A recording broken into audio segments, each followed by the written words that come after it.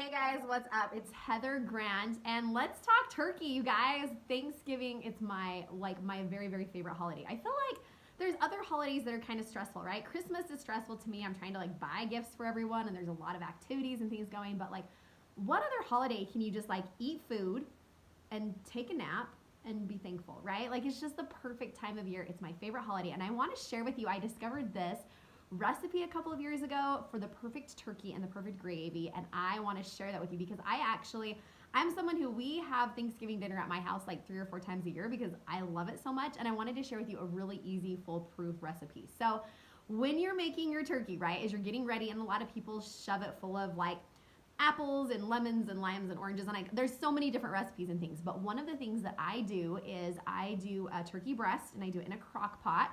I've also done the same recipe in a roaster, if you're using in a roaster pan or those oven bags you can get.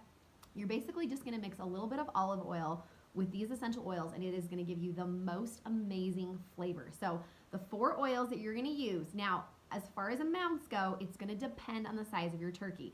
So if you have a very small turkey breast, you're gonna do 1 drop of these equal parts.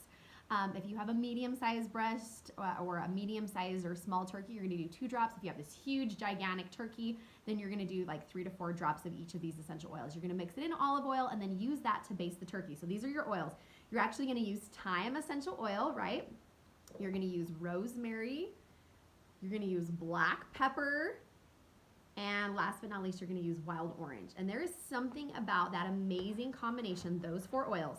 So it's thyme, black pepper, wild orange, and rosemary that just creates the most heavenly aroma, the most heavenly smell you could possibly imagine, and then this amazing, yummy turkey. So I actually do that.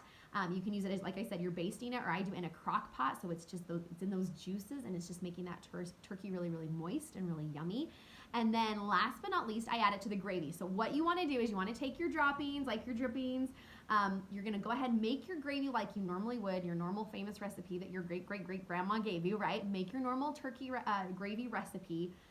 When it's the right thickness, you're actually going to pull it from the stove, and the very last thing that you're going to do before you serve it is add 1 drop of each of these essential oils to it. Now, you're not going to want to do 3 or 4 drops because it's very, very strong. I prefer my gravy a little bit more on the sweet side, so I'll actually do 2 drops of wild orange.